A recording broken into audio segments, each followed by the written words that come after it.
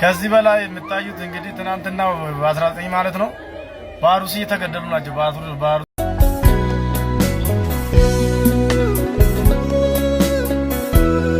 እጅግ አሳዛኝ ዜና በዚህ ሰዓት ተሰምቷል። የሰላማዊ ሰዎች ደም ዳግም ፈሷል። የንጹሃን እሪታ ምስራቅ አርሲን አናውጧታል። ዛሬ የካቲት 18 2018 በምስራቅ አርሲ ሰላም ዩቲዩብ እንዴት ናችሁ? የተለያየ አዳዲስ ቪዲዮ ይዤላችሁ መጥቻለሁ። እንደምትወዱት ተስፋ አደርጋለሁ። ላይክ፣ ሼር፣ ኮሜንት፣ ሰብስክራይብ ማድረጋችሁን እንዳትረሱ። ከዚህ በላይ የምታዩት እንግዲህ ትናንትና በ19 ማለት ነው ባሩሲ የተገደሉ ናቸው። ባሩሲ ሸርካ ጀዊ ወረዳ ውስጥ የተገደሉ ናቸው። ወደ 21 ኦርቶዶክሳውያን ተገድለዋል። ወደ 7ቱ ደግሞ የሚሆኑት በጣም በከፍተኛ ሁኔታ ቆስሎ ሆስፒታል ነው ያሉት። ወደ 11 በላይ ቤቶች አርሶ አደር ቤቶች ወድሟል፣ ንብረታቸው ወድሟል። ሌሎቹ ታፍሰው ተወስዷል። ከፍተኛ መከራ ላይ ከፍተኛ ችግር ላይ ነው ያለው ኦርቶዶክሳውያን። አሁንም ቤተ ክህነቱ ይሄን ጉዳይ አልሰማም። አሁንም ኦርቶዶክሳውያን ድረሱልን እያሉ ነው ቀሪዎቹ። ከዚህም በፊትም ኦርቶዶክሳውያን በብዛት እየታረዱ ነበር። አረባ አካጁ ድረሱላችሁ እያለን ጮኸናል። የሚሰማ ነጥን ነው። አሁንም እየታረዱ ነው። አባቶቻችን ማንን ነው የምትጠብቁት ነው? ማንን ነው የምትጠብቁት? እጅግ አሳዛኝ ዜና በዚህ ሰዓት ተሰምቷል። የሰላማዊ ሰዎች ደም ዳግም ፈሷል። የንጹሃን እሪታ ምስራቅ አርሲን አናውጧታል። ዛሬ የካቲት 18 2018 በምስራቅ አርሲ መርቲ አቦምሳ ወረዳ ፈረቅሳ ቀበሌ ውስጥ ታጣቂዎች በፈጸሙት አረመናዊ ጥቃት ንጹሃን በግፍ ተጨፍጭፈዋል። 3 የኦርቶዶክስ ተዋሕዶ እምነት ተከታዮችና አንድ ሙስሊም ወንድማችን በገዛ ቀያቸው ህይወታቸው አልፏል። ጥቃቱ በሰው ህይወት ላይ ብቻ አላበቃም። የ10 በላይ አርሶ አደሮች መኖሪያ ቤቶች፣ የከብቶች በረት፣ የእህል ጎተራዎች ሙሉ በሙሉ በእሳት እንዲጋዩም ተደርጓል። አካባቢው በለቅሶና በድንጋጤም ታውቋል። የቤተ ክርስቲያን መሪዎች መልእክት። የሶማሌና የምስራቅ አርሲ ሀገረ ስብከት ጳጳስ ብፁዕ አቡነ ኤልሳ በደረሰው አሰቃቂ ድርጊት የተሰማቸውን ጥልቅ ሐዘን ገልጸው መንግስት በእነዚህ ህገወጥ ታጣቂዎች ላይ የማያዳግም እርምጃ እንዲወስድ ዜጎችን ደህንነት እንዲያስጠብቅ የሚል አስቸኳይ ጥሪ አስተላልፈዋል። ሰላማዊ ሰዎችን ኢላማ ያደረገ ግፍ መቼ ነው የሚያበቃው? ለተገደሉ ወገኖቻችን መታሰቢያ ይሆን ዘንድ መረጃውን ሼር በማድረግ ድምጽ እንሁን። እናንተስ መንግስት ለዚህ ተደጋጋሚ ጥቃትና ይሄ መውሰድ አለበት? ቪዲዮን እንዳያችሁት ማለት በጣም ያሳዝናል። ምክንያቱም ንጹሃን ዜጎች ላይ ነው ይሄው ነገር እየተከሰተ ያለው። በፊትም እንደዚህ ተከስቶ ነበር እና በጣም ነው ያዘንኩት። እውነት አንዳንዴ እኔ እንጃ፣ መንግስት ግን ለዚህ መፍትሄ ሊሰጥ ይገባል። ምክንያቱም እነዚህ ንጹሃን ዜጎች እንደዚህ መሆን የለባቸው። እውነት መጎዳትም መገደልም የለባቸውም።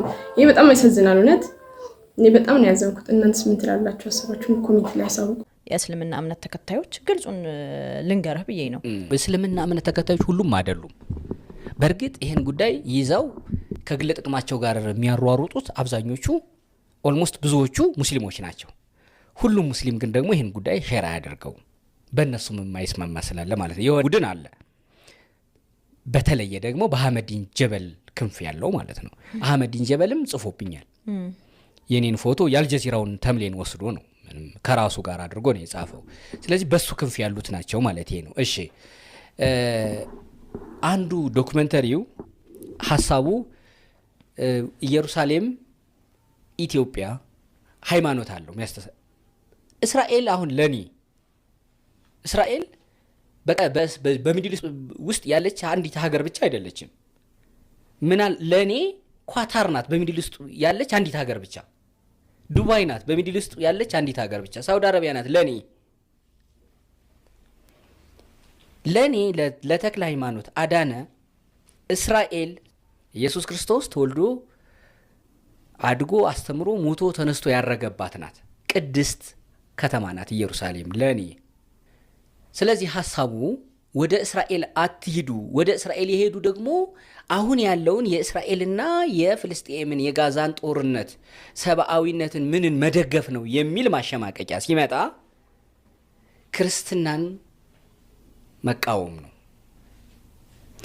ወደ ኢየሩሳሌም የሚሄዱ ክርስቲያኖችን ማሸማቀቂያ መንገድ ነው አንዱ።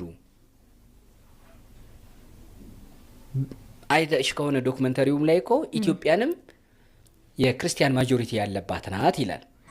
ስለዚህ የክርስቲያን ማጆሪቲ ያለባት ሀገር ክርስትና ራሱ ክርስቶስ የክርስትናው ባለቤት በተወለደባትና በሞተ ባረገባት ወደዛች ቅድስት ከተማ መሄድ ለክርስቲያን ብርቅ ይሆናል እንዴ? አይሆንም። ስለዚህ አይዲዮሎጂ ነው፣ ዓላማው ሌላ ነው፣ ዝም ብሎ የጋዛ የምን የሚነሳው ብቻ አይደለም ያልፋል። ከዛ ምልሽ ለዛ ነው እኔ ሌላ ነገር ልንገርሽ። እግረኛው ሚዲያ እስራኤል ብቻ እኮ አይደለም ሄዶ ኢንተርቪው ያደረገው። ቅድም ስትይኝ ነበረ በአብዛኛው ይሄን እየጻፉ ያሉት ሙስሊም ወንድሞቻችን ናቸው በሆነ ቡድን ውስጥ ያሉ ቪዲዮን እንዳያችሁት ማለት ነው። እግረኛው ሚዲያ እንዳለው ኢየሩሳሌም ይሄዳው እነሱ ባሰቡት ወይ አይደለም። ምክንያቱም እሱ ጀስት ለማየት ለመጎብኘት ብዙ ነገር ሼር ለማድረግ ነው እዛ ሄደው እና አንዳንድ ሰዎች ደግሞ በሌላ አንግል ተረድተውኛል ምናምን ብሎ ነው ሐሳቡን የተናገረውና እናንተስ ምን ትላላችሁ? ኮሜንት ላይ አሳውቁ። የዚችን እህታችንን ቪዲዮ አይቼ ወዳጆቼ ላኩልኝና የሆነ ሆረር ፊልም በአማርኛ እያየው እየመሰለኝ ነበር። ያው እንዳላከበርኩ ተስፋ አደርጋለሁ።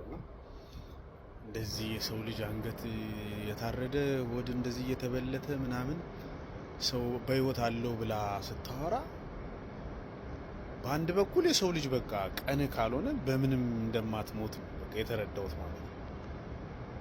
እንዴ ሰው በዛ ካለ በዱላ እኮ ይሞታል እና አንገት እንደዚህ ታርዶ እንደ ዶሮ ሆዷ እንደዚህ አይነት አሰቃቂ ነገር ተፈጽሞባት አለመሞታ በጣም ይገርማል። እግዚአብሔር እውነት አትሙት ያላት ነፍስ ማለት ነውና የአውሬነታችን ደግሞ አሁን በቃ በጣም ቀፋፊ የሆነ ዘመን እኮ ዘመኑ ራሱ ለመኖር የሚያስፈራ የሰው ልጅ ጭካኔ በጣም የሚያስጠላ ደረጃ ደርሶ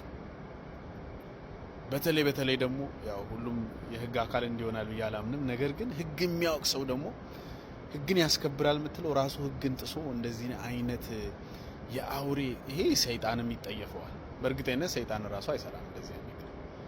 ምን አይነት መንፈስ እንዳለ የሰው ልጅ በቃ ረብስማ ለኛ ሞት ሲያንሰን ነው። በነገራችን ሞት ሲያንሰን ያንሰናል። ለሰው ልጅ ሞት ያንሰዋል። በቃ ጭካኔ አረመኔ ዓለም ላይ የሚሰሩ ስታይ ጭራሽ ሀገራችን ውስጥ በአማርኛ ኢትዮጵያውያን ሆነን እንደዚህ አይነት ነገር ስናይ የእሷ ራሱ ብርታት በጣም የሚገርም ነው።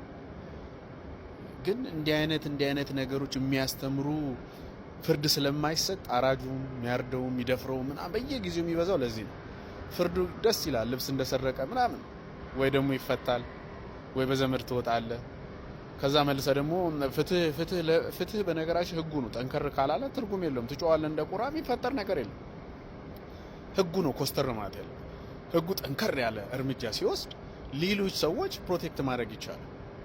ሲሚላር የሆኑ ወንጀሎች በየጊዜው ይሰራሉ። የዚህ እህት ደግሞ በጣም የሚገርም ነው። እህትም አሁን እርዳታ ያስፈልጋታል ብዬ ነው የማስበው። አንደኛ አይምሮዋ መጠበቅ አለበት።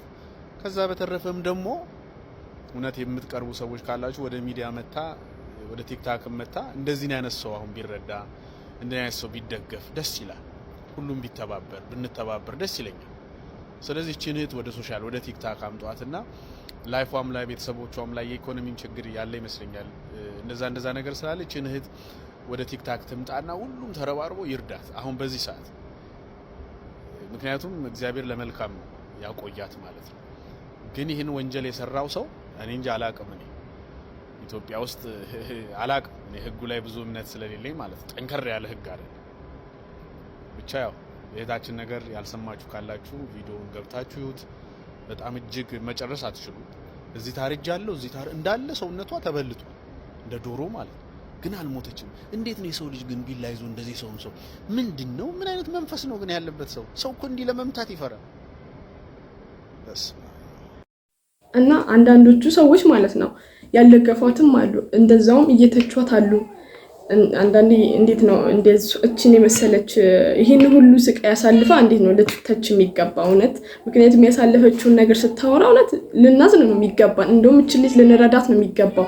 እውነት ቲክቶከሮች ራሱ ብዙ ታዋቂ ቲክቶከሮች እችን ልጅ ሰፖርት ሊያደርጓት ይገባል። እውነት እኔ በፋይናንሻል ራሱ ሰፖርት ያስፈልጋታል። ይሄ ሁሉ እውነት በጣም አሁን ላይ ጤነኛ ራሱ አይደለችም። ምክንያቱም ብዙ ነገር ነው ያሳለፈችው እና ሰፖርት ልናደርግላት ሲገባን እንዲህ ነው እችን ልጅ ልንተቻት የሚገባው። እውነት አንዳንዴ እዚህ ጋር ማሰብ አለብን። ምክንያቱም ምንድነው መጨረሻችን ምን እንሆናለን ብለን ማሰብ አለብን። ምክንያቱም አንዳንዴ የዛሬው ነው የምናውቀው ነገር ላይ እኛ ምን እንደሚከሰትብን ስለማናውቅ ምክንያቱም አንዳንዴ እኛ አሁን ዛሬ እንኖራለን ነገር ግን ምን እንደምንሆን ስለማናውቅ እቺ ልጅ ይሄ ሁሉ ታሪክ አሳልፋ እንዴ ነው ልንተቻት የሚገባው? እንደውም ሰፖርት ልናረጋት ነው የሚገባው ራሱ እውነት እኔ በጣም ነው ያዘንኩት። አንዳንዱ ሰዎች ማይሆን አስተሳሰብ ማይሆን አስተያየት ራሱ ሲሰጧት እንዴ ነው ይሄን ሁሉ ስቃይ ያሳለፈች ልጅ እንደዚህ ለነገራት አይገባም። እውነት አንዳንዴ እያሰብን እንድናወራ ይገባል ለምናደርጋቸው ነገሮች ማለት ነው። እናንተስ ምን ትላላችሁ? ሰዎች እንደዚህ ሲሉ ስለሰማው እውነት እኔም ደብሮኝ ነው ይሄን ሐሳብ ያቀረብኩላችሁ። ኮሜንት ላይ ሰው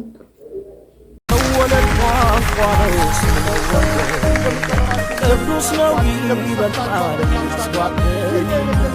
ጓደኛዬ ጓደኛዬ የልቤ ሰው መጽናኛዬ ጓደኛዬ ጓደኛዬ የህሊና እንዳያችሁት ቪዲዮ ማለት ነው የነዚህ ጓደኛ ነውና የቤተሰብን ጨዋታ እንዲመራላችሁ የሚፈልጉት ሰዎች አሉ። አንዳንዶቹ ደግሞ አይኛ አንፈልግም የሚሉም አሉ። እኔ ግን ደስ ይለኛል እሱ ቢመራው እውነት ደስ የሚል ሰውዬ ነው። እኔ በጣም ነው የምወደው። እናንተ ምን ትላላችሁ? ሀሳባችሁን አሳውቁኝ ኮሜንት ላይ። ነገ እኔን መተው ሊያስሩኝ ይችላል። ትፈሪያለሽ? ኦፍ ኮርስ ለምን አልፈራም እንዴ? የምትሄጂበት የፖለቲካ አካሄድ ትክክል ነው ብለሽ ካሰብሽ ህግ ከተከተልሽ ለምን ያስፈራሽ? ሌሎቹ እኮ ህግ ሳይከተሉ አይደለም የታሰሩት። ገብቶሃል? ያው ልዩነቱ ፈርቼ ይተዋለሁ ወይስ አልተውም የሚለው ነው እንጂ እንደ ሰው ከዛ ደግሞ እንደ አንድ ሴት ያስፈራኛል። ማን እስር ቤት መግባት ይፈልጋል? አባ ፓርቲ ተወካይ ናት እና በጣም መነጋገሪያ ሆኗል ሀሳቦቿ እና ቲክቶክ ላይ ራሱ ቫይራል ላይ ወጣለች በምታነሳቸው ሀሳቦች ማለት ነው። እና የኢሃፓ ፓርቲ ተወካይ ናት። እናንተስ ምን ትላላችሁ? ኮሜንት ላይ ሳቁኝ። ላይክ፣ ሼር፣ ሰብስክራይብ ማድረጋችሁን እንዳትረሱ። በሌላ ቪዲዮ እስከምንገናኝ ድረስ መልካም ጊዜ፣ መልካም ቆዩልኝ። ወዳችኋለሁ።